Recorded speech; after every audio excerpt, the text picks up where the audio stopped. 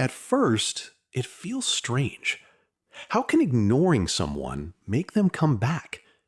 But the truth is, human psychology doesn't work the way we expect. When you're always available, always replying fast, always giving attention, your presence becomes predictable.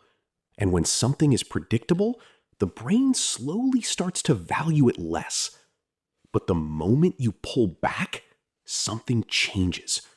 Silence creates curiosity.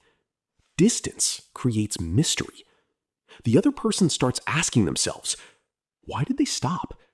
Did they lose interest? Am I losing them? And just like that, their attention shifts back to you. This happens because of something called psychological reactance.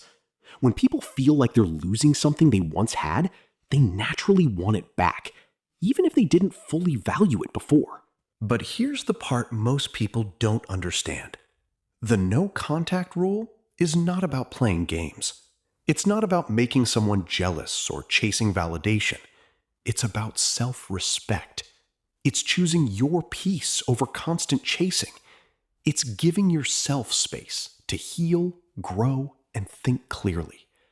And ironically, when you stop chasing, you become more attractive. Not because you're ignoring them, but because you're finally choosing yourself. Sometimes they come back. Sometimes they don't. But either way, you win.